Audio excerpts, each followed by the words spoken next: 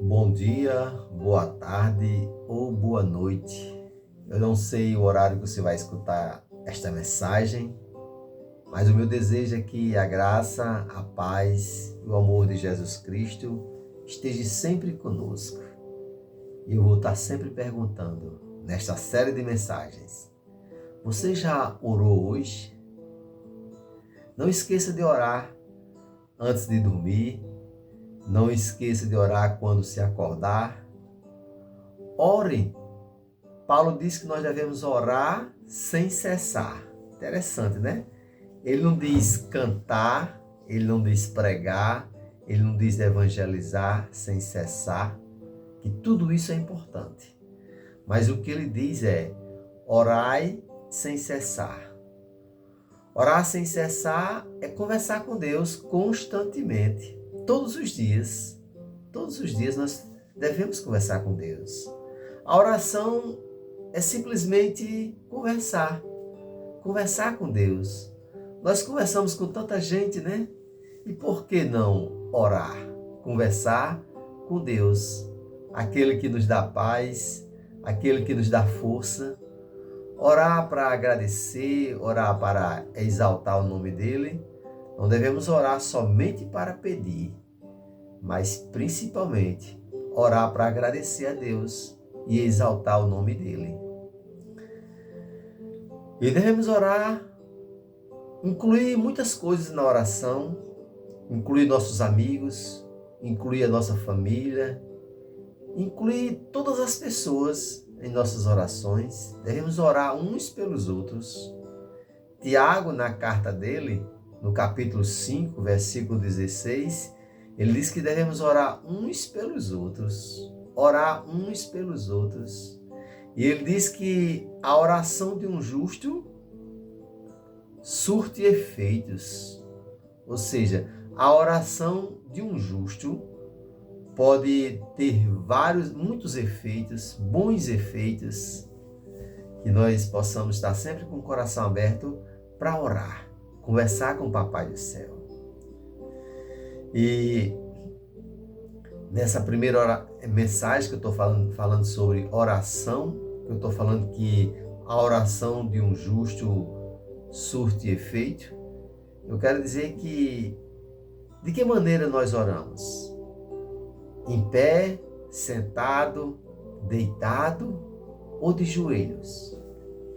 Eu vou citar pelo menos 4 pessoas na Bíblia que oraram de joelhos.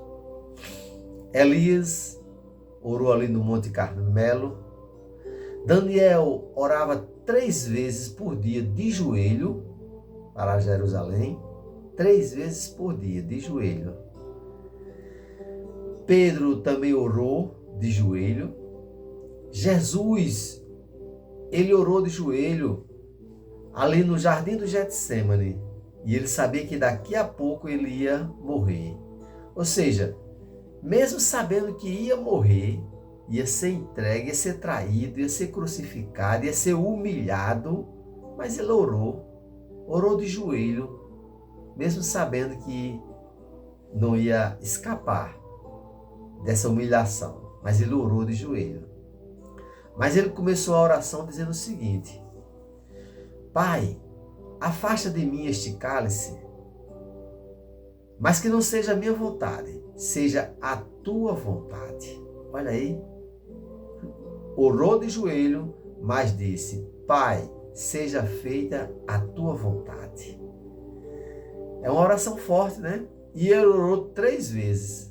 Orou a primeira vez, depois orou de novo, orou 3 vezes, pedindo ao Pai que, se possível, afastasse dele aquele sofrimento que ele ia passar. Mas ele sabia que ia morrer, mas mesmo assim ele orou. Então, às vezes, nós oramos apenas para pedir e queremos receber, né? Vamos orar e entregar nas mãos de Deus. E eu digo que a distância da nossa oração até o milagre é a mesma distância do nosso joelho até o chão. Qual é a distância do seu joelho para o chão? É juntinho? Então, a nossa oração, nós muitas vezes queremos receber, né? Mas o poder da oração não está em quem faz. O poder da oração está em quem está ouvindo e vai nos atender. Confie naquele que pode todas as coisas. Ore com fé. Ore por todas as pessoas, os enfermos, os que estão numa cadeia. Ore por os governantes. Ore por todas as pessoas. Inclua nas suas orações pessoas que estão precisando de oração, inclusive nós. Todo dia eu digo, Pai, tenha misericórdia de mim. E agradeço por tudo que Ele já tem feito por mim. Agradeça a Deus todos os dias. Ore. E você perguntar, o certo é orar de joelho? Nós sabemos que a oração, o certo é o coração. Como é que está o seu coração quando você vai orar? Está quebrantado? Está com fé, com esperança? Essa é a importância da oração. Mas eu citei apenas 4 pessoas que oraram de joelho: Elias, Daniel, Pedro e Jesus. Fique à vontade, mas não deixe de orar. Ore sem cessar. Até a próxima mensagem, se Deus quiser, vamos continuar falando sobre oração. E o povo de Deus diz: Amém e amém.